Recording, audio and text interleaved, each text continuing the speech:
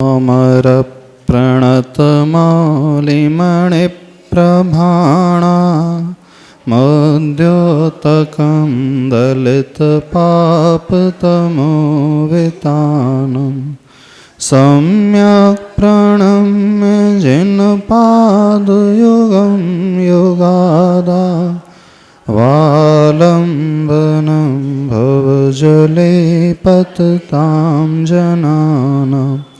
बोले देवादिदेवादिं ब्रह्मा श्री आदिनाथ भगवान की। पूज्य आचार्य प्रवर श्रीमान तुंग स्वामी महाराज की।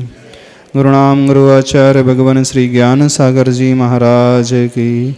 संत श्रोमणी आचार्य भगवान गुरुदेव श्री विद्यासागर जी महाराज की।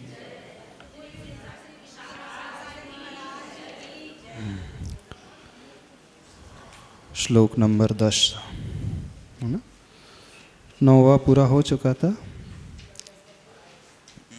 उसका उच्चारण नात्यद्भुतं भुवन भूषण भूतनाथ भूतैर्गुणैर्भुवि भवन्तमभीष्टवन्तः तुल्याः भवन्ति भवतो ननु तेन किं वा भूत्याश्रितं य इह नात्मसमं करोति। इसके उच्चारण में जो तृतीय चरण है, तुल्याः के बाद विसर्ग है। तुल्या भवन्ति नहीं पढ़ना, तुल्याः विसर्ग का उच्चारण आना चाहिए। तुल्याः भवन्ति भवतो ननु तेन किं वा। इस श्लोक में ऐसे भाव हैं जो अन्य मत में कहीं नहीं मिलेंगे हमें।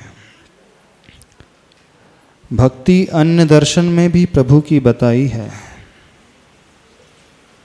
वे भी कहते हैं प्रभु की भक्ति करना चाहिए, लेकिन भक्ति के फलस्वरूप उन्हें क्या मिलता है और जैन धर्म में जो श्रावक भक्ति करता है वह क्या बात पा जाता है, इस अंतर को समझने की कोशिश करना।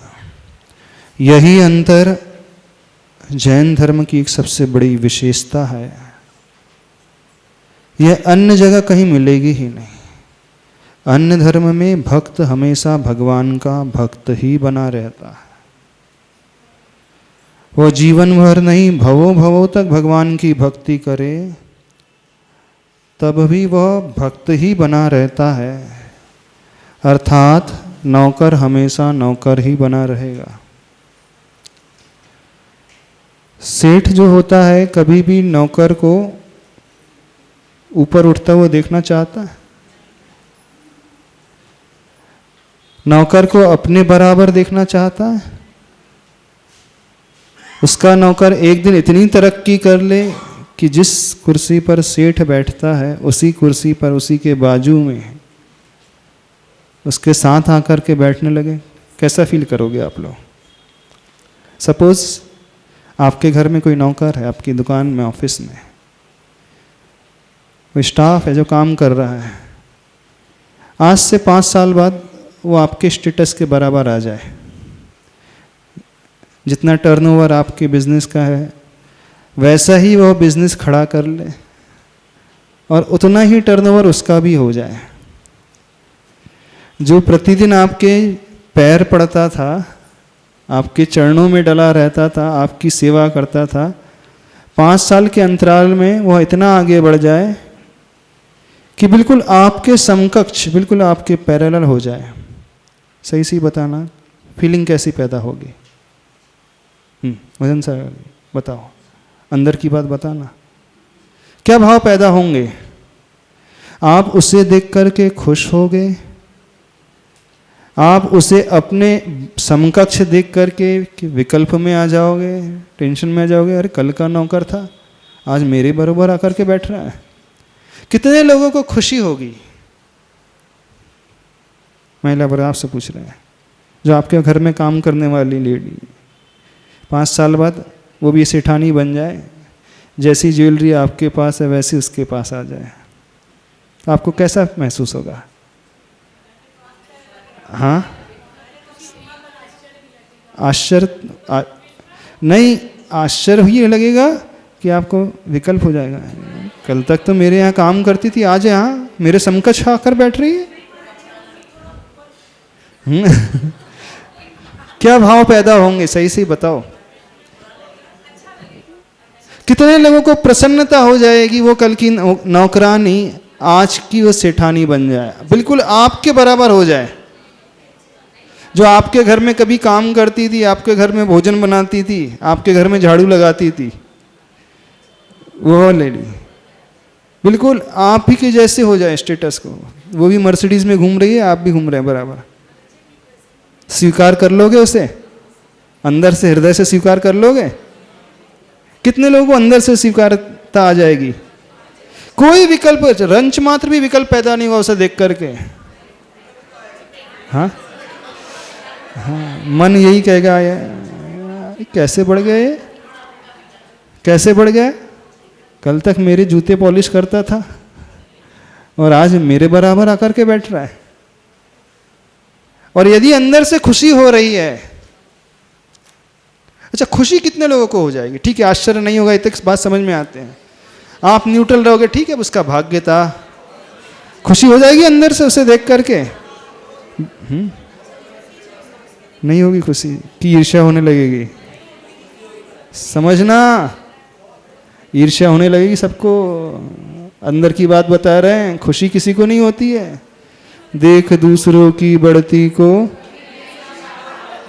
कभी ना ईर्ष्या भाव रखे। नहीं, आप ईर्ष्या से मुक्त हो गए। और वो भी कौन बढ़ रहा है? जो नौकर था। हृदय जो है स्वीकार आसानी से नहीं करता है। यदि हमारे मन में उसे देख करके विकल्प पैदा होने लगे तो समझना हम मिथ्या दृष्टि, पहचान बता रहे हैं आचार्य भगवान। अपने नौकर को बढ़ता हुआ देख करके वो आपके बराबर मालिक बन जाए, आपके मन में विकल्प पैदा होने लगे, भाव ऐसे पैदा होने लगे, कैसे बढ़ गया ये, मेरे बराबर कैसे आ गया? मिथ्या दृष्टि की पहचान। और जो उसकी बढ़ती को देख करके प्रसन्नता से भर उठे और यह भावना भाने लगे कि हे प्रभु, मेरा नौकर कब एक दिन मेरे जैसा मालिक बन जाए। कभी आप ऐसी भावना भाते हो? बताना, अंदर की बात पूछ रहे हैं। कभी नौकरानी को देख करके भावना भाते हैं, हे प्रभु एक दिन ये नौकरानी सेठानी बन जाए, बिल्कुल मेरे जैसे बने। कितने लोगों ने भावना भाई है, बिल्कुल मेरे समकक्ष आकर के सेठानी बन जाए, दिन बदले। ये तो कहना बहुत आसान है। कौन सी भावना की हम बात कर रहे हैं आचार्य भगवान? कौन सी भावना की बात कर रहे हैं? बिल्कुल मेरे लेवल पे, जिस स्टेटस को मैं बिलोंग कर रहा हूँ, जितना मान सम्मान मुझे मिल रहा है उतना ही मान सम्मान इसे भी मिले। जैसे मेरी पूजन हो रही है वैसे इसकी भी पूजन हो। जैसे लोग मुझे आगे आगे हर कार्य में करते हैं वैसे ही मेरे नौकर को भी एक दिन सभी लोग आगे आगे करें। कोई व्यक्ति भावना भाता है? कोई भावना भाता है?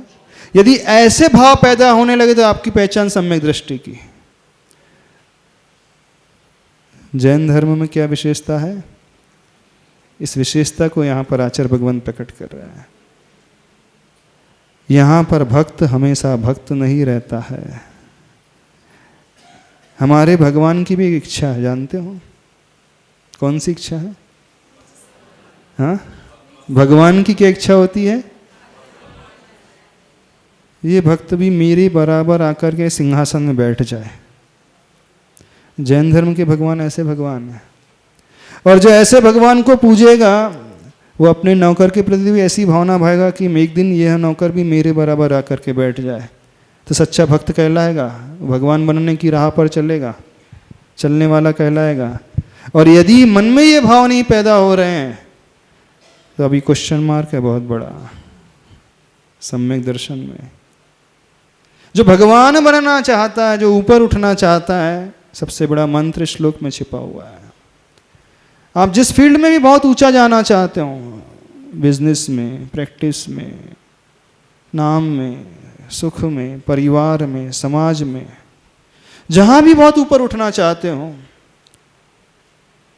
तो मंत्र यहाँ पर ये छिपा हुआ रहस्य वाला कि हम अपने से नीचे के ऊपर उठने की कामना करने लगे। कामना छोटी मोटी नहीं, ये बढ़ जाए ये कामना नहीं कही जा रही है। कौन सी कामना कही जा रही है? बिल्कुल हमारे बराबर हो जाए। जितना मैं सुखी हूँ इतना ही सुख उसे भी मिल जाए। जितना धन वैभव मेरे पास है उतना ही धन वैभव मेरे सेवक के पास भी आ जाए। जो जो मुझे मिला है संसार में वह सब इससे मिल जाए। सच्चा सम्यक दृष्टि, सच्चा भगवान का भक्त। और यदि ये भावना पैदा नहीं हो रही तो अभी बहुत बड़ा प्रश्न चिन्ह है सम्यक दर्शन में। समझ रहे हो? नहीं समझ रहे हो? और ये भावना विरलों में ही होती होगी, हर एक में तो होती ही नहीं। हमारा मन ही गवाह नहीं देखता। हमने कभी सोचा भी ना और वो तरक्की करके हमारे बराबर खड़ा हो जाए तो आश्चर्य से भर उठते हैं और सोचने लगते हैं ये कैसे आ गया हमारे बराबर। कल तक मेरे जूते साफ करता था, आज मेरे बराबर ही सामने वाली टेबल पर बैठा है। होता है कि नहीं? हाँ बोलिए। नमस्ते महाराज जी। महाराज जी, ये भावना किसी विशेष के लिए होनी चाहिए या सभी के लिए ऐसी भावना रखनी चाहिए? जैसे अभी हम लोग भावना करते कि सब सुखी हों, सब समृद्धशाली हों, सबको सम्यक दर्शन की प्राप्ति हो। इसमें कुछ नहीं होता। तो इसमें सभी के लिए सोचते हैं। सब में ये सब सामान्य हो जाते हैं, ये सब प्रार्थना ये शब्दों वाली हो जाती है, इससे कुछ कल्याण नहीं होता। तो जब तक हम विशेष नहीं भाएंगे। हाँ। जिससे ईर्ष्या होती है उसके प्रति भावना भाव। चलो पहले ईर्ष्या करें। नहीं, जिससे ईर्ष्या होती है उसके प्रति भावना भाव कि अभी मेरे वैसा सा हो जाए। जो रोज दिख रहा है आपको निचले स्तर पे है, रोज टकरा रहा है, आपके सामने आ रहा है, उसके प्रति भावना भाव। हम कैसा करते हैं? हाँ, जापान वाला व्यक्ति जो है बहुत ऊंचा उड़ जाए, उससे क्या लेना, जिसको कभी देखा नहीं, लेना देना नहीं। हाँ, एक इंद्रिय जीव जो सुखी हो जाए, दो इंद्रिय जीव से सुखी हो जाए, इसे शब्दों तक रहता है, ज़्यादा फर्क नहीं पड़ता इससे। जो अंदर से भावना भाने वाला व्यक्ति होता है ना, जो उसके सामने लोग इर्द गिर्द घूमने वाले रहते हैं, जिनके साथ वो उठता बैठता है, जो रोज नज़र में आते हैं, उनको देख करके, जो आपसे निचले स्तर में हैं, उनको देख करके आपके मन में क्या भाव आ रहा है? जिसे हमने देखा ही नहीं उसकी बात अभी की ही नहीं जा रही। जिसे हम रोज देख रहे हैं उसे देख करके ये भावना भीतर से पैदा करें, हे प्रभु यह भी मेरे जैसा हो जाए। समझना, सच्चे भक्त, सच्चा भक्त ही नहीं, वो बहुत जल्दी भगवान बनने वाला है। वही भक्त सबसे पहले भगवान बनने वाला है, क्योंकि उसने भगवान को समझ लिया है। क्योंकि जैनों के भगवान जो होते हैं वो अपने भक्त को बिल्कुल अपने समकक्ष लाने वाले होते हैं। भगवान के पास जाकर के भावना भाया करो, भगवान तुम्हारा सिंहासन बहुत अच्छा लग रहा है, एक दिन मुझे भी यही चाहिए। हाँ, कौन सी भावना भाया करो? आपका सिंहासन बहुत अच्छा लग रहा है, एक दिन ये मुझे भी यही चाहिए, जल्दी से जल्दी यही सिंहासन। मैं आपको सिंहासन दूँ ये नहीं, मैं आपके लिए सिंहासन एक प्रदान कर दूँ, सिंहासन में आपको विराजमान कर दूँ, ये तो छोटी बात हो गई। हम क्या कर रहे हैं? आपका सिंहासन बहुत गजब का लग रहा है, मुझे आपके सिंहासन से राग हो गया। हाँ, आपका गजब का बड़ा अच्छा सिंहासन है, देख करके बहुत मन प्रसन्न हो रहा है, मुझे भी बिल्कुल ऐसा ही सिंहासन चाहिए। आपके भामंडल को देख करके लग रहा है कि मुझे कब आपका जैसा भामंडल मिलेगा। आपके पीछे जो अशोक वृक्ष है उसे देख करके भाव, आप बड़े चालाक है, अपने अपने लिए अकेले लेकर के रखे हो, लगता नहीं कुछ हमें भी दिया है। हाँ हाँ, तो भगवान के सामने ये भावना भाना कि एक दिन मुझे ऐसा ही अशोक वृक्ष चाहिए, ऐसा ही सिंहासन चाहिए, ऐसे ही 3 छत्र चाहिए और ऐसे ही चंवर चाहिए, इससे कम में मैं बिल्कुल नहीं मानूंगा। कर सकते हैं ऐसी भावना? ये क्या उद्दंडता मानी जाएगी? उद्दंडता मानी जाएगी? कभी भगवान के पास जाकर के ऐसा भी तो देखा करो, भगवान के सिंहासन से ईर्ष्या करो। चलो हम आपको ईर्ष्या करना सिखा रहे हैं आज। ईर्ष्या करना सिखा रहे हैं। किससे ईर्ष्या करना? भगवान के सिंहासन से ईर्ष्या करना, भगवान के चमरों से ईर्ष्या करो, भगवान के उस भामंडल से ईर्ष्या करो, उनके अष्ट प्रातिहारों से ईर्ष्या कर लो। चलो, तुलना यदि करना ही है ना, छोटे मोटे लोगों से क्या तुलना करते हो, अड़ोस पड़ोस के सेठ से क्या तुलना करते हो, ये भावना कब क्यों भाते हो कि उस जैसा मिल जाए, ये भावना भाव है ना कि नहीं आप जैसा चाहिए, उससे कम 1% भी कम नहीं चाहिए, वर्ड टू वर्ड बिल्कुल एज इट इज हो। तो भगवान से ईर्ष्या भी कभी लाभदायक हो जाती है। अब हम भक्ति नहीं करना, ईर्ष्या करना सिखा रहे हैं, करो, इसमें कोई पाप नहीं लगेगा, बिल्कुल पाप नहीं लगेगा। ये मत मानना कि उद्दंडता है। क्या पूछ रहे हैं, बोलो, मैं माइक से बोल। हाँ, ये उद्दंडता बिल्कुल नहीं है, आपने समझा ही नहीं प्रभु को, भक्ति को समझा ही नहीं। हाँ बोलिए। नमस्ते महाराज जी। हाँ महाराज जी, पूर्व में लगभग 3 साल पहले यहाँ पर आए थे पूज्य अमित सागर महाराज जी। हाँ, उन्होंने बहुत अच्छी बात बताई थी कि भगवान भी हमसे बोलते हैं, क्या बोलते हैं कि जिस करनी ते हम भये अरहंत सिद्ध भगवान, हाँ, वैसी करनी तुम करो हम तुम एक समान। हाँ, बहुत अच्छी बात है। आप क्या बोले डॉक्टर साहब? नमस्ते महाराज जी। बचपन में जैसे पापा जी की कुर्सी पे बैठ के सोचा करते थे कि हम भी डॉक्टर बनेंगे, हाँ, और इनसे बड़े डॉक्टर बनेंगे, हाँ, हाँ, उसी तरह शायद ये सोचना पड़ेगा कि हमको भी भगवान की कुर्सी पे बैठना चाहिए। हाँ, बिल्कुल सोचो ना, किसने कहा मना किया है? बिल्कुल मना नहीं किया, और सोचना, यही सोचना चाहिए। भगवान आपको देख करके ईर्ष्या हो रही है उनको, तो आप बड़े स्वार्थी हो, अपने अपने लिए लिए जा रहे हो, कुछ हम भक्तों का भी ध्यान नहीं रखते। हाँ, मुझे आपके सारे वैभव से ईर्ष्या हो रही है, आपके अनंत सुख से ईर्ष्या हो रही है, आपके अनंत वीर से ईर्ष्या हो रही है, अनंत चतुष्टय से ईर्ष्या हो रही है। अब मैं इसके बिना नहीं रह सकता, जब तक ये नहीं मिलेगा तब तक शांत नहीं बैठूंगा। चलो, कभी कहा भगवान से ऐसा? हिम्मत नहीं हुई? नहीं तो आप तो बोले हम तो आपके दासानुदास हैं, हम आपके तो सेवक हैं। हाँ, वो भी एक तरीका होता है भक्ति का, लेकिन हम दूसरा तरीका बता रहे हैं। भगवान से ईर्ष्या करो। कुछ अजीब सा लग रहा है? हाँ, अच्छा अच्छा, इतना ऊंचा नहीं सोच पा रहे कि भगवान आपसे ईर्ष्या हो रही है। सोचो ना, क्या गलती इसमें? सोचो। हाँ, बताते जाए, सोचते चले जाओगे। आज तक संसारी व्यक्तियों से ईर्ष्या की है, उनकी बढ़ती को देख कर के अंदर से जेलसी की है, और यही जेलसी हमारे लिए पतन का सबसे बड़ा कारण बनी है। इसने हमें ऊपर नहीं उठने दिया। हम देख ही नहीं पाते हैं किसी को आगे बढ़ते हुए। वो आगे बढ़ता है, खून हमारा जलता है ना? होता है कि नहीं?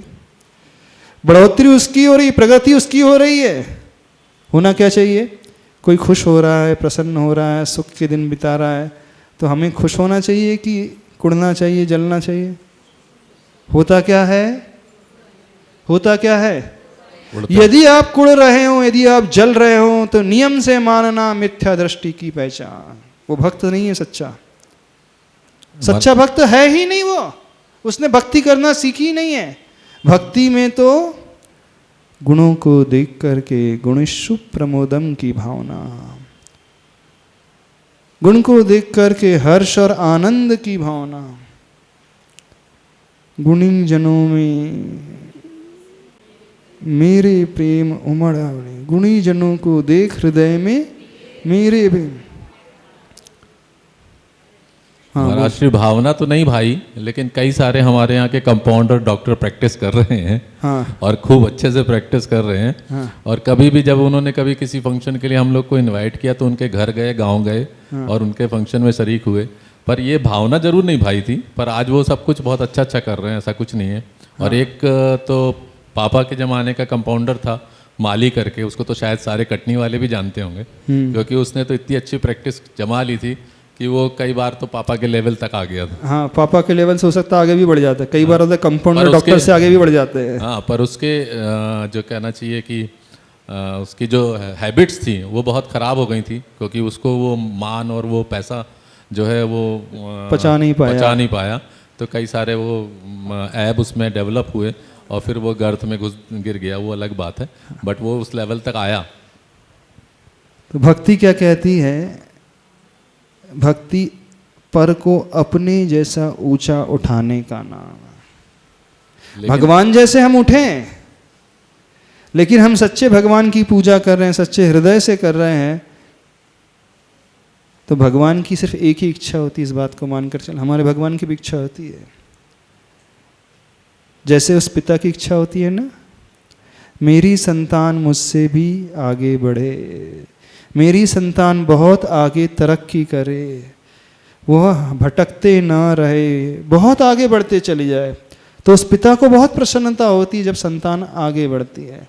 ऐसे ही प्रभु को बहुत प्रसन्नता होती है जब उनका भक्त पाप और व्यसन को छोड़ कर के धर्म मार्ग में लग जाता है, अच्छे कार्य में लग जाता है, तो उन्हें खुशी होती है, उन्हें प्रसन्नता होती है। और सबसे ज़्यादा प्रसन्नता तब होती है जब उनका भक्त एक दिन उन्हीं के बाजू में नहीं ना, उन्हीं के समकक्ष नहीं, उन्हीं में समा जाता है ना। भगवान कैसे होते हैं? एक माही नेक राज, है ना। 2.5 दीप के ऊपर जो 45 लाख योजन प्रमाण, 7 राजू ऊपर सिद्ध शिला अर्धचंद्राकार है, वहाँ पे सिद्ध भगवान कितने हैं? अनंत अनंत हैं। और जो भी नए सिद्ध होते हैं उन पुराने सिद्धों में समाहित नहीं होते हैं। हाँ, उनकी आत्मा डिफरेंट रहती है, इनकी आत्मा का अस्तित्व अलग रहता है, पर रहते उसी स्थान में हैं। यानी बाजू में भी चेयर नहीं लगाएंगे हमारे भगवान सुनना ध्यान से, बाजू में भी नहीं, बोले नहीं, जहां मैं हूं उसी स्थान में अपने में भीतर में ही समा लेंगे। यानी उनके आत्मा के प्रदेश और नए सिद्ध के आत्मा के प्रदेश एक ही जगह, कोई डिफरेंस नहीं, कोई अंतर नहीं, दूसरी भी जगह नहीं बजे। बिल्कुल जहां पुराने तीर्थंकर के सिद्ध आत्मा के प्रदेश हैं, वहीं पर एक नया जो सामान्य केवली बनकर के आया हो, तीर्थंकर बनकर के आया हो नहीं, सामान्य केवली बनकर के भी क्यों ना आया हो, तो उसकी आत्मा के प्रदेश भी सिद्ध शिला में उसी स्थान में जाकर के स्थापित हो जाते हैं। यानी यो होते हैं भगवान। हाँ, एक में ही समा जाते हैं। तो भगवान को उस समय बड़ी पीड़ा होती है जब वो नौकर नौकर ही बना रहता है, जब सेवक सेवक ही बना रहता है तो बड़ा दुख होता है, बड़ी पीड़ा होती है। ये उठ ही नहीं रहा ऊपर, हमारे लेवल की ओर आ ही नहीं रहा हो। जीवन में देखो हमेशा इतना ही गिरा हुआ, पहले भी था, आज भी इतना ही गिरा हुआ है। जो सही रूप से भक्ति करता है ना, तो उसका आचरण कैसा हो जाता है? अपने से छोटों को देख करके वो यह भावना भाता है, हे प्रभु कब वह दिन आएगा जब यह भी मेरे बराबर हो जाए। जलता नहीं है, देख करके वह प्रसन्न होता है, उसे बड़ी खुशी होती है, क्योंकि उसे वह अपना मानता है। खुशी तभी होती है जब हम उसे अपना स्वीकारते हैं। जैसे वो पिता को खुशी होती है क्योंकि उस पुत्र को वो अपना मानते हैं। पिता के बाजू में ही बेटे की कुर्सी लग जाए, डॉक्टर है वो भी डॉक्टर में, पिता को बड़ा प्रसन्नता होती है कि नहीं? हाँ, मेरा सपना आज पूरा हो गया, जो मैं सोच रहा था वो पूरा हो गया। तो भगवान का भी एक सपना है, मेरे जितने भी भक्त हैं ना, वो मेरे साथ आकर के बैठ जाए, लेकिन हम भगवान के सपने को पूरा ही नहीं कर रहे हैं। अन्य दर्शन में एक सबसे बड़ी कमी है, वहाँ भक्त हमेशा भक्त ही रहेगा, वो कभी भगवान नहीं बन सकता। लेकिन जैन धर्म की सबसे बड़ी विशालता है कि भक्त एक दिन स्वयं भगवान बन जाता है, या यूं कहें भगवान अपने भक्त को स्वयं भगवान बना लेते हैं। ये सबसे बड़ा अंतर जैन धर्म के प्रभु में है।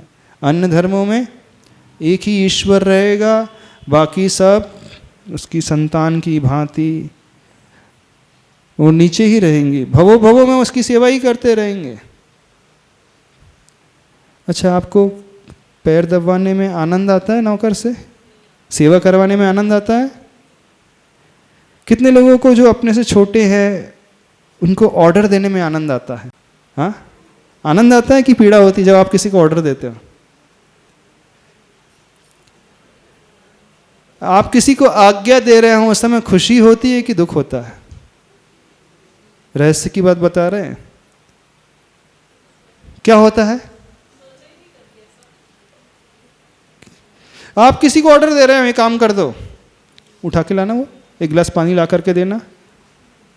जब आप किसी को ऑर्डर देते हो तो खुशी होती है कि पीड़ा होती? थोड़ा सा कौन हमें बताएगा?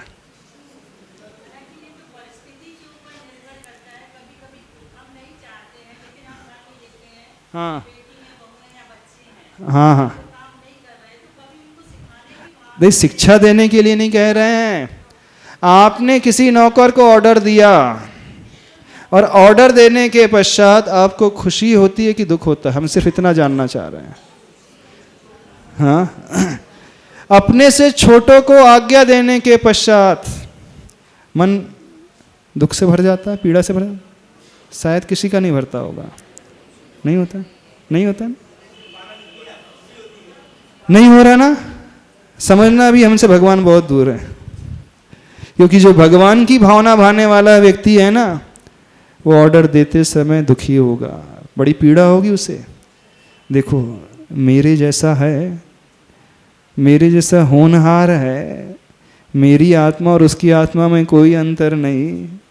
मैंने उसको कितना तुच्छ बना दिया है कि अपनी आज्ञा पर चलने पर मजबूर कर रहा हूं। यदि हमें खुशी हो रही किसी को आज्ञा देने में, तो समझना हम यही अंदर से चाह रहे हैं कि मैं मालिक बना रहूं और ये छोटा बना रहे। सीधा सा निष्कर्ष ये निकलता है। और यदि पीड़ा हो रही है ऑर्डर देने पर, तो इसका अर्थ निकलता है कि हम चाहते हैं कि वो भी एक दिन मेरे जैसा ऊपर उठ जाए। जो एक्टिविटी हो रही है उसके पीछे जो रहस्य छुपा हुआ वो बता रहे हैं। और शायद ही किसी को पीड़ा होती होगी ऑर्डर देने पर। हमने तो किसी को नहीं देखा उसका विकल्प हो गया, अरे देखो कैसे कर्म का उदय है, मुझे तो उसके आज्ञा देना पड़ रहा है, उससे काम करवाना पड़ रहा है।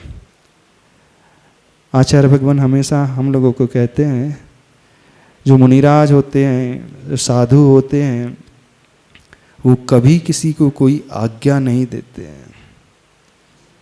आज्ञा दे दें तो समझना बहुत बड़ी हिंसा मानी जाती है। आचार्य भगवान कभी किसी को आदेशात्मक वचन नहीं बोलते। इतने बड़े आचार्य पद पर बैठे हैं, वो अनुभव वचन कहेंगे, वो उपदेशात्मक कहेंगे, देखो ऐसा कर सकते हो। वो ऑर्डर नहीं देंगे ये करें, क्योंकि यदि हमने ऑर्डर दे दिया और हम खुश हो रहे हैं तो समझना हम अपने आप को बहुत बड़ा मान रहे हैं और सामने वाले को हम छोटा देख करके ही खुश रहना चाहते हैं। लेकिन जैन धर्म ये नहीं कहता, जैन भगवान ये नहीं कहते। भगवान क्या कह रहे हैं? मेरा भक्त एक दिन मेरे जैसा बन जाए। इसके पीछे छिपे हुए मनोविज्ञान को पकड़ना, श्लोक के पीछे शायद किसी ने पकड़ा है कि नहीं पता नहीं हमें। पकड़ा है कभी? कभी भाव आया? उथला ही उथला भाव आया। पीड़ा होना चाहिए हमें किसी को हम ऑर्डर करें तो, कि हम अपने आप को बड़ा मान लिए ना हमने, और सामने वाले को छोटा, और हमें खुशी हो रही है तो हम ये मानेंगे कि हम उसे छोटा ही देखना चाहते हैं। लेकिन भगवान कभी भी भक्त को छोटा नहीं देखना चाहते। भगवान अपने भक्त को कहाँ देखना चाहते हैं? बिल्कुल अपने सामने, अपने साथ, उसी सीट पर। सच्चा भक्त तो ऐसा होता है। अब आप लोग कैसे भक्त हो हमें नहीं पता, कैसे भक्त हो हमें नहीं पता। कभी भी किसी को ऑर्डर नहीं देना, और यदि देना भी पड़े ये सोचना, देखो मुझे आज्ञा देना पड़ रहा है, जबकि यह आत्मा भी बिल्कुल मेरे जैसी ही बड़ी आत्मा, होनहार आत्मा है। होनहार आत्मा है कि नहीं? क्योंकि आत्मा आत्मा में कोई डिफरेंस नहीं। जैसी क्षमता उसके पास वैसी क्षमता मेरे पास। मैं थोड़ा सा अमीर अभी बन गया हूँ, वो थोड़ा सा गरीब है, और क्या है, एक दिन वह भी अमीर उतना ही बन सकता है। यदि पीड़ा हो रही है तो समझना वो उसके उत्थान के बारे में सोच रहा है, उसके अपलिफ्टमेंट के बारे में वो चिंतन कर रहा है, और उससे उसके अपलिफ्टमेंट होने पर बड़ी प्रसन्नता होगी। तो समझ लेना अब बहुत जल्दी ये जीव भगवान बनने वाला। बहुत जल्दी ये जीव भगवान की कैटेगरी में आने वाला है, क्योंकि भगवान की यही तो पहचान होती है। कौन सी पहचान? सामने वाले को अपने जैसा बनाना। मूलाचार ग्रंथ में आता है, इस कारण मुनिराज किसी को आज्ञा नहीं देते। आदेशस्तु शत्रुवत आगमस्तु मित्रवत। व्याकरण में एक नियम आता है, कोई प्रत्याहार अथवा कोई अक्षर बीच में लाया जाता है आदेश के माध्यम से, तो वो शत्रु की भांति प्रतीत होता है। किसी को ऑर्डर दे तो वो शत्रु की भांति प्रतीत होता है, और प्रेम से बोला जाए तो वो मित्र की भांति प्रतीत होता है। तो जो भक्त होता है वो किसी को छोटा देखना चाहता ही नहीं, वो हमेशा उसे ऊपर उठा हुआ देखना चाहेगा। क्या समझ रहे हो? पहचान कर लेना अपनी अपनी। बड़ी गहरी बात है। तो भगवान के पास जाकर के अब क्या करोगे? अब भगवान के पास जाकर के भगवान से ईर्ष्या करो। कई लोग सोचते हैं महाराज आप उल्टी सीधी बातें पढ़ाते रहते। हाँ, कई लोगों के मन में प्रश्न आता है होगा ना, नहीं आता कि हम उल्टी उल्टी पट्टी पढ़ा रहे हैं आपको। अच्छा, ये पट्टी किसी ने पढ़ाई आज तक? बताओ, किसी ने पढ़ाई ये पट्टी कि भगवान से, अभी तक हम ही बोल रहे थे भगवान से अनुराग करना है, अब हम आज क्या कर रहे हैं? भगवान से ईर्ष्या करो। अभी तक हमने भक्ति की परिभाषा, हमने इन द सेंस जो आचार्य भगवान ने भक्ति की परिभाषा क्या बताई? भाव सिद्धि युक्त पूज्य पुरुषेषु अनुरागो। भाव विशुद्धि युक्त पूज्य पुरुषों में अनुराग होना, ये भक्ति कहला रही है। अब हम क्या कह रहे हैं आपसे? उनसे ईर्ष्या करना। ईर्ष्या क्यों करना? उनके सुख को देख करके जलन हो रही है इसलिए नहीं। भगवान देखो आप इतने बढ़ गए, मैं बढ़ ही नहीं पाया हूं। कहाँ आज तक मैं भटकते ही आया हूं संसार में, 5 पापों में ही पड़ा हुआ हूं, 4 गतियों में ही घूम रहा हूं। कितना निकृष्ट जीवन बना करके मैंने अपना रखा है। मुझे आज तक शर्म ही नहीं आई अपने ऊपर। आपको देख करके, आपके वैभव को देख करके आज तक मैंने सोचा ही नहीं कि मेरे पास भी ऐसा ही वैभव होना चाहिए। ये तो बड़ी नाइंसाफी है। आप अकेले जाकर के सिद्धालय में बैठ गए, अकेले जाकर के सिंहासन में बैठ गए। अब मुझसे बर्दाश्त नहीं होगा, अब मैं भी बैठूंगा। क्यों उद्दंडता है? क्यों डॉक्टर साहब, उद्दंडता तो नहीं है ये? हाँ, भक्ति के 2 तरीके होते हैं। भक्ति की एक्सट्रीम हो गई है तो। हाँ, भक्ति के भी तरीके होते हैं। एक तो तीव्र उत्कंठा से वो उनके गुणों को चाहना, अथवा तीव्र उत्कंठा से अंदर इनमें तड़पने लगना, जब तक मुझे ये नहीं मिलेगा मैं शांति से नहीं बैठूंगा। जैसे आप संसार के क्षेत्र में ईर्ष्या करते हैं ना, कंपटीशन करते हैं कि नहीं एक दूसरे से? वो आगे बढ़ गया है, जब तक मेरी भी 2 कोठियाँ नहीं हो जाएंगी तब तक मैं चैन से नहीं बैठूंगा। आपने अभी तक क्या कंपटीशन की उसकी कार को देख करके? जब तक मेरे पास भी इससे बढ़िया कार नहीं आएगी तब तक शांति से नहीं बैठूंगा। उसकी प्रॉपर्टी को देख करके ईर्ष्या करते, जब तक मेरे पास भी ऐसी प्रॉपर्टी नहीं आएगी मैं शांति से नहीं बैठूंगा। ऐसी ईर्ष्या करते ना, कंपटीशन ऐसी होती कि नहीं? बिल्कुल। कंपटीशन करो ना, मना थोड़ी कर रहे हैं। भगवान से करो कंपटीशन। किसने मना किया आपको कंपटीशन करने के लिए? खूब करो, भगवान से कंपटीशन करो। जब तक आप जैसे अनंत चतुष्टय नहीं मिल जाएंगे तब तक मैं चैन से नहीं बैठूंगा। अब बहुत हुआ, निकृष्ट जीवन जीते जीते मुझे भी लज्जा आने लगी है, अपने ऊपर शर्म आने लगी।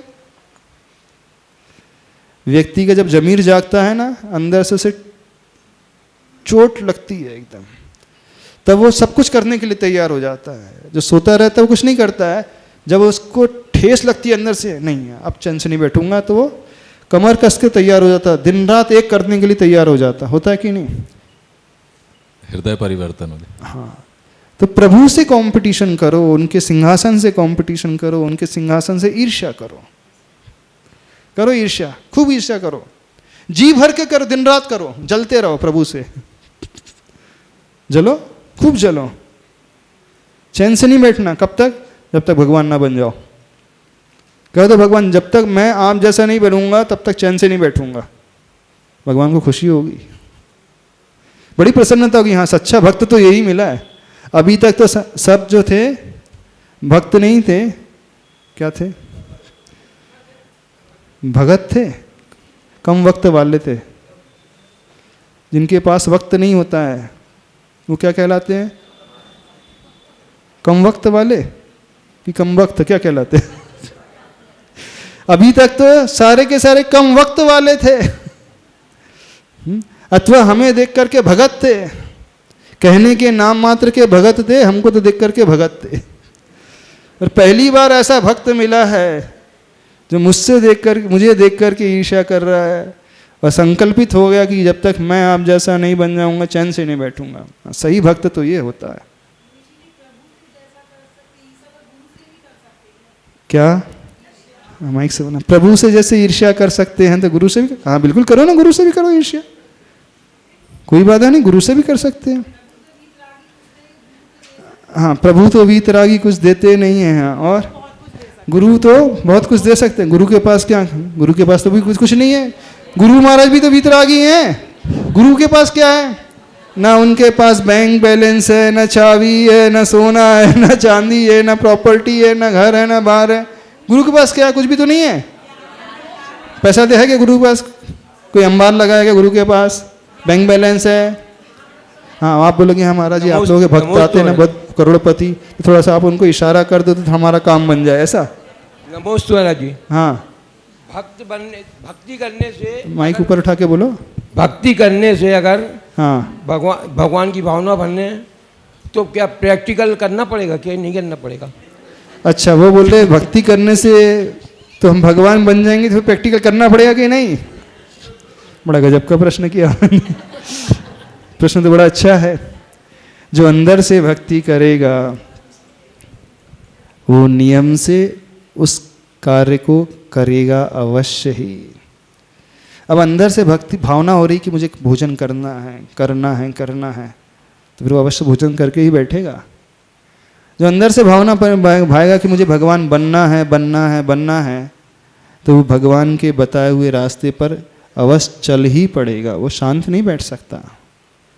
जो अंदर से ऐसी भावना पैदा करता, तीव्र भावना, वो शांत नहीं बैठ सकता, क्योंकि भावना पहली सीढ़ी होती है प्रैक्टिकल कार्य करने के लिए। भक्ति का उद्देश्य यही है कि प्रभु को चाहना, प्रभु जैसे पद को चाहना, प्रभु जैसे बन जाना, अथवा उनसे ईर्ष्या कर लेना। संसारी व्यक्ति से ईर्ष्या मत करो, क्योंकि आपकी ईर्ष्या भी बड़ी सस्ती है। आप जलते भी हैं तो कौन सी बात को लेकर के जलते हैं? उसकी कोठी को लेकर के जल रहे हैं, उसके नाम को लेकर के जल रहे हो, उसके परिवार को लेकर के जल रहे हो, उसके पैसे को, उसके दुकान को लेकर के ईर्ष्या कर रहे हो। करना ही है तो 3 लोग के नाच से करो ईर्ष्या। छोटी छोटी चीज को लेकर के ईर्ष्या करने लगते हो। उसका बेटा अच्छा निकल जाए तो ईर्ष्या हो जाए, उसकी बहू अच्छी आ जाए तो ईर्ष्या हो जाए, उसका नाम हो जाए तो ईर्ष्या हो जाए, वो सुंदर हो जाए तो ईर्ष्या हो जाए। होता है कि नहीं? नहीं होता है। कहाँ छोटी छोटी तुच्छ तुच्छ बातों को लेकर के ईर्ष्या करते हो। और जो ईर्ष्या की जाती है उसकी ड्यूरेशन कितनी है ना? उसका फल मिलेगा भी तो कितने समय के लिए? 40 साल, 50 साल, 60 साल। आपकी ईर्ष्या करने से आपने कुछ पा भी लिया तो कितने साल तक रहेगा? 40-50 साल। उसके बाद तो वैसे ही नष्ट हो जाएगा। तो करना ही है तो उसके लिए करो ना जो कभी समाप्त ना हो, जिसका कभी अंत ना हो। चाहना ही है यदि किसी को तो उसे चाहो ना जो आपको मिल जाए तो कभी छूटे ही ना, जिसका कभी वियोग ही ना हो। आप किसे चाहते हो? अपने बेटे को चाहते हो, पति को चाहते हो, एक दिन वो भी मर जाएगा तब ये हो जाएगा। यानी आपकी चाह भी बड़ी तुच्छ रहती है, आप लोगों की चाह बड़ी छोटी सी रहती है, छूटने वाली चाह रहती है। तो चाह कैसी रखो? ऐसी चाह जो कभी छूटे ही ना। व्यक्ति को चाहना तो ऐसे व्यक्ति को जो कभी आपसे जुदा हो ही ना, अनंत काल के लिए आपके साथ रहे। सुख भी चाहो तो ऐसा चाहो जो अनंत काल के लिए हो, शक्ति भी चाहो तो ऐसी चाहो जो अनंत काल के लिए हो। कहाँ छोटी छोटी सी चाह लेकर के रहते हो? चाहना ही है तो भगवान को चाहो ना, तो भगवान बन जाओगे एक दिन, तो फिर हमेशा भगवान के साथ ही रहोगे। जहाँ भगवान वहीं हम, कोई डिफरेंस नहीं, कोई अंतर नहीं। उसी सीट पर ही हम भी हैं, उसी सीट पर भगवान बैठे हैं। और कौन? तीर्थंकर। बिल्कुल सिद्ध सलाह में वही स्थान होता है। ऐसा नहीं कि वो पहले तीर्थंकर के लिए बड़ी सीट,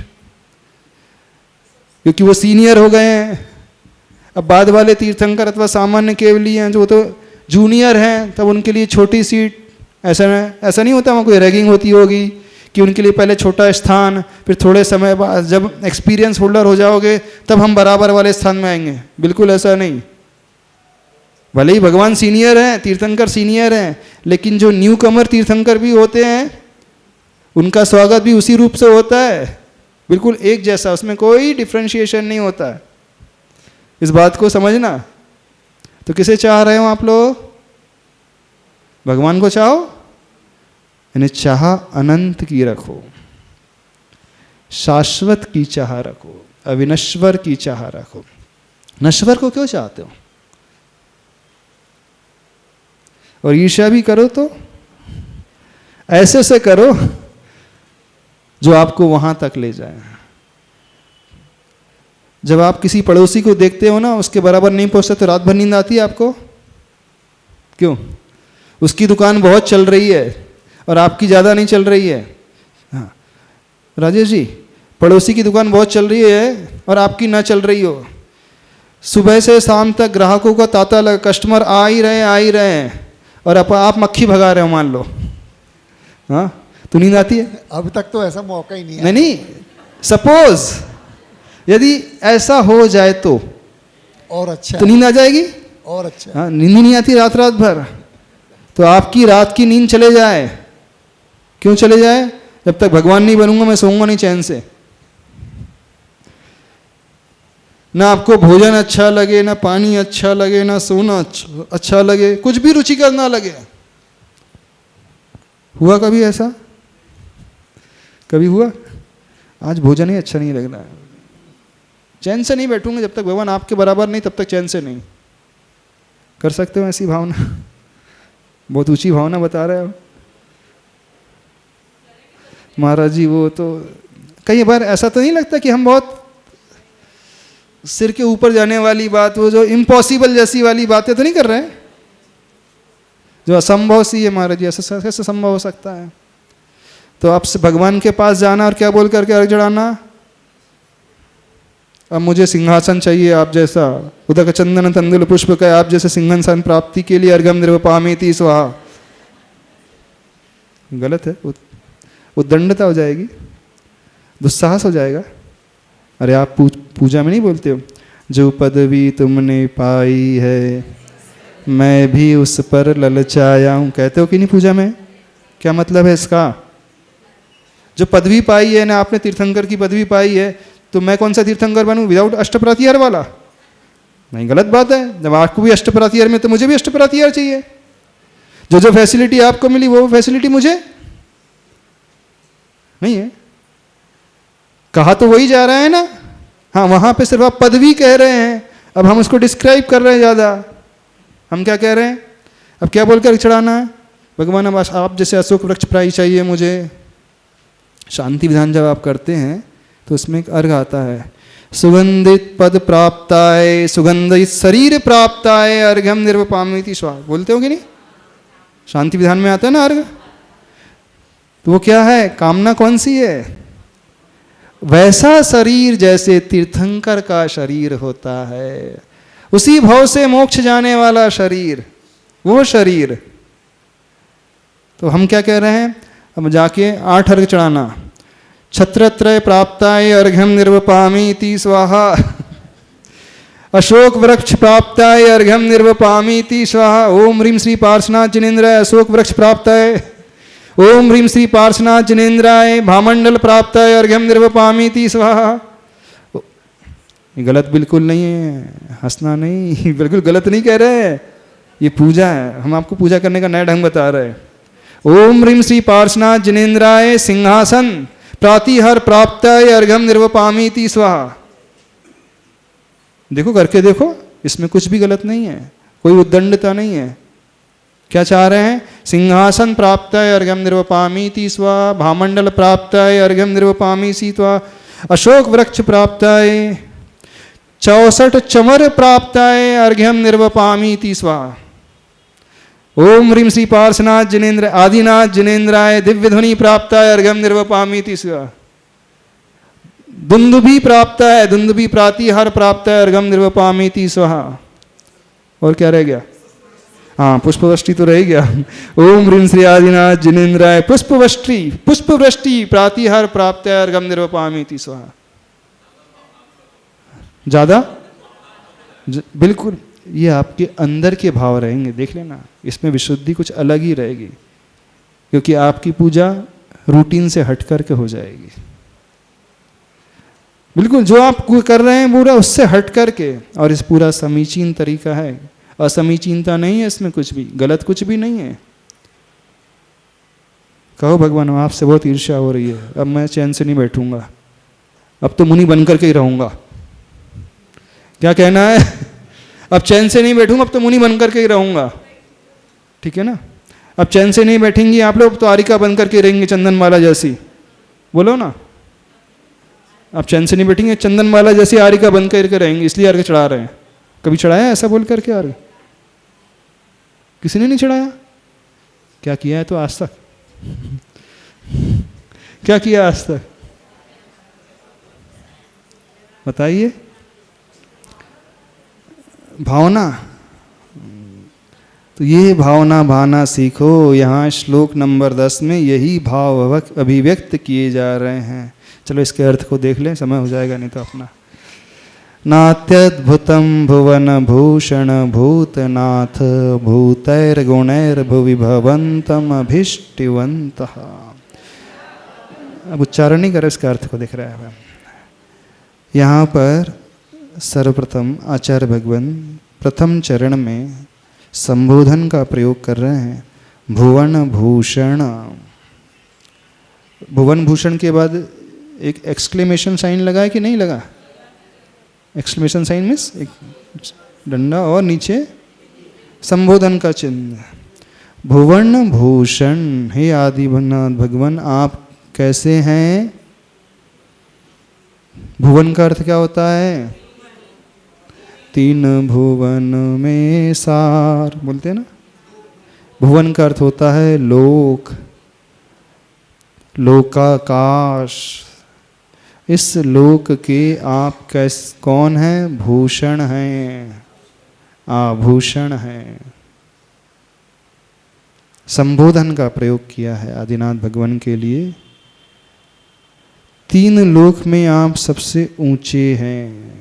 जो भूषण होता है, आभूषण होता है, वो मुकुट के रूप में सबसे ऊपरी स्थान में पहना जाता है, उत्तमांग में धारण किया जाता है, अथवा वो हार ऊंचे स्थान में धारण किया जाता है। भूषण क्या करता है? आभूषण सुंदरता शोभा को बढ़ाने वाला होता है ना।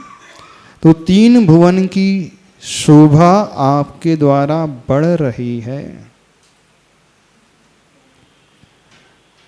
आप तीनों ही लोक के अथवा इस लोकाकाश के आभूषण स्वरूप हैं, अथवा जो आपको पा लेता है, ध्या लेता है, उसका सौंदर्य निखर उठता है, उसका सौंदर्य जो है निखर जाता है, अंतरंग सुंदरता बहुत प्रकट हो जाती है। भारी आभूषण पहनने से शरीर की सुंदरता प्रकट हो जाती है ना, सुंदरता बढ़ जाती है। ऐसे ही प्रभु को जो आभूषण के रूप में हृदय में धारण करेगा, हृदय का हार बनाएगा, तो उसकी आंतरिक सुंदरता बढ़ जाएगी।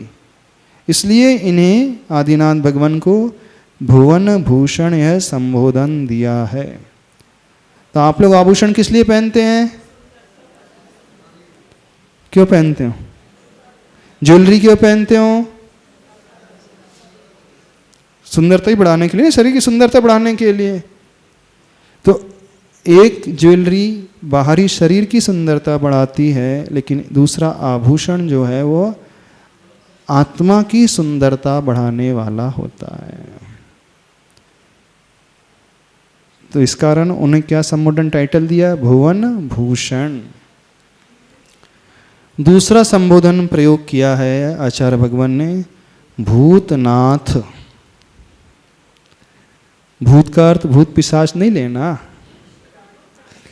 भूत का अर्थ भूत पिशाच भैरव आदि ये नहीं लेना है, व्यंतर जाति के देव नहीं यहाँ पे भूत। भूत का संस्कृत में अर्थ होता है प्राणी, जीव, जो प्राणों से सहित होता है वह प्राणी कहलाता है। तो आप प्राणियों के नाथ हैं, स्वामी हैं। जो अपने स्वामी के निकट आ जाता है वह निश्चिंत हो जाता है। जो अपने नाथ के पास आ जाता है उसकी चिंता सब दूर हो जाती है, उसके विकल्प जो हैं सब शांत हो जाते हैं। तो आदिनाथ भगवान कौन है? भूतनाथ। हम सबके, हर प्राणी के वे नाथ हैं। संसार में रहने वाला कोई भी प्राणी क्यों ना हो, एक इंद्री हो, दो इंद्री हो, तीन इंद्री हो, चार इंद्री हो, पंच इंद्री हो, देव हो, तिर्यंच हो, नारकी हो और मनुष्य हो, श्रावक हो और मुनि हो, श्राविका हो, व्रती हो, आरिका हो, सब प्रत्येक प्राणी के जो नाथ हैं वो भूतनाथ कहलाते हैं। तो प्रथम चरण में दो संबोधन आचार्य भगवान ने प्रयोग में लाए हैं, भुवन भूषण और भूतनाथ। अब क्या अर्थ निकल रहा है? नात्यत भूतम न धन अति धन अद्भुत। इन तीन शब्दों की संधि हो गई है। अति धन अद्भुत की संधि होकर के अत्यद्भुतम बन गया, और उसमें पहले न और जुड़ गया तो न धन अत्यद्भुतम। तो जब दो अ मिलते हैं तो वो दीर्घ आ हो जाता है। संधि व्याकरण के अनुसार दो स्वर मिलते हैं तो वहाँ पर दीर्घ हो जाता है। तो न में एक अ स्वर है और अत्यद्भुतम में अ स्वर है। अ प्लस अ इज इक्वल टू बड़ा आ नहीं, हाँ दीर्घ आ बोलो। अभी थोड़ा सा आप बढ़ गए, स्टैंडर्ड बढ़ गया आप। हाँ आम का आ जैसे आप बोल रहे। तो नात्यत भूतम, उसका अर्थ क्या? न अति अद्भुतम, यानी यह अद्भुत बात नहीं है, बहुत आश्चर्य की बात नहीं है। कौन सी आश्चर्य की बात नहीं है? अब आगे उसके अर्थ को खोला जाएगा। हे भुवन भूषण, हे भूतनाथ, ये बड़े आश्चर्य की बात नहीं है। कैसी? भूतैर गुणैर भुवि भवंतम अभिष्टुवंतः। भुवि का अर्थ होता है संसार में, भूतैर गुणैर का अर्थ होता है बहुत अच्छे, बहुत सारे गुणों के साथ, समीचीन गुणों के द्वारा, सच्चे गुणों के द्वारा। भुवि यानी इस संसार में, भवंतम का अर्थ होता है आपकी, अभिष्टुवंता यानी जो आपकी स्तुति करने का इच्छुक भक्त है, आपकी भक्ति करने में जो तत्पर भक्त है, जिसकी इच्छा कौन सी हो रही है? आपकी भक्ति करने की हो रही है। यानी इस श्लोक से अब प्रभु की भक्ति की शुरुआत हो रही है, बल्कि भक्ति की भी नहीं, भक्ति के फल की बात यहाँ पे की जा रही है। श्लोक नंबर 10 से भक्ति का फल क्या देने वाला है? यानी जो भक्त आपकी भक्ति करने का इच्छुक होता है, भवंतम अभिष्टुवंतः, भवंत और मभिष्टुवंत है ना, मभिष्टु तो मूल रूप में क्या था? वो भवंतम था और अभिष्टुवंतः था। अभिष्टुवंत का अर्थ होता है स्तुति का करने वाला इच्छुक पुरुष, यानी जो आपकी स्तुति करना चाह रहा है। किसकी? भवंतम यानी आपकी। यानी संसार में जो प्राणी आपकी स्तुति करने के लिए भाव पैदा कर रहा है, कैसे स्तुति कर रहा है? भूतैर गुणैर, यानी सच्चे गुणों के द्वारा जो आपकी स्तुति करने का इच्छुक है वो क्या हो जाता है? तुल्या भवन्ति भवतो, आप जैसा ही हो जाता है, इसमें कोई बड़ा आश्चर्य नहीं है। यानी भगवान की स्तुति करने वाला भक्त क्या बन जाता है? स्वयं एक दिन भगवान बन जाता है। अब हीन नहीं कहा, आपसे छोटा बन जाता, ये नहीं कहा। क्या कहा है? तुल्याहा, यानी आपके ही तुल्य, आपके ही बराबर। किसके बराबर? जो तीर्थंकर ने पाया है उसी के बराबर उनका भक्त भी पा जाएगा। अब भगवान ने क्या क्या पाया है, अब उसका हिसाब लगा लो। क्या क्या पाए भगवान ने? अनंत चतुष्टय उन्होंने पाए, तो भक्त भी अनंत चतुष्टय पा जाएगा। भगवान को अष्ट प्रातिहार मिले हैं तो उसके भी अष्ट प्रातिहार मिल जाएंगे। प्रभु को जन्म के 10 अतिशय मिले हैं तो उस भक्त को भी 10 अतिशय मिल जाएंगे। केवल ज्ञान के 10 अतिशय हैं तो उस भक्त को भी मिल जाएंगे। देवों के द्वारा होने वाले 14 अतिशय हैं तो उस भक्त को भी मिल जाएंगे। 46 गुण प्रभु को मिले हैं तो उस भक्त को भी 46 मिल जाएंगे। वही बात तो हम कह रहे थे। क्या कह रहे थे? अब भगवान को नहीं देखना, भगवान के सिंहासन को देखना जा करके। सबसे पहले क्या देखना? अब हाँ, क्या देखना? भगवान, आप कुर्सी चाहिए आपकी, अब तो समय आपका हो गया है। भगवान आपकी कुर्सी चाहिए। वैसे लोक व्यवहार में कुर्सी अच्छी नहीं मानी जाती है। बोले छोटा होकर के बड़ों की कुर्सी की ओर दृष्टि रख रहा है। हाँ, कहाँ से उद्दंडता सीख ली? बड़ों की तो विनय करना चाहिए, ये होता है ना। लेकिन हम क्या कह रहे हैं? अब भगवान आपकी चेयर चाहिए, अब तो आपका ही सिंहासन, आपकी कुर्सी चाहिए, इससे कम में मैं मानूंगा ही नहीं। तब तो कल ऐसी अर्घ चढ़ाओगे ना? कैसे? सिंहासन प्राप्ताय, प्रातिहार प्राप्ताय, चमर प्राप्ताय, भामंडल प्राप्ताय, अशोक वृक्ष प्राप्ताय, अष्ट प्रातिहार प्राप्ताय, आदिनाथ जनेन्द्राय अर्घम निर्वपामी तीस। इसके अर्थ को कल और अच्छे से। हाँ, भूत का अर्थ प्राणी भी होता है, भूत यानी सच्चे भी होता है, दोनों ही अर्थ। संस्कृत में एक ही शब्द के कई अर्थ हो जाते हैं। आज इतना ही रखते हैं।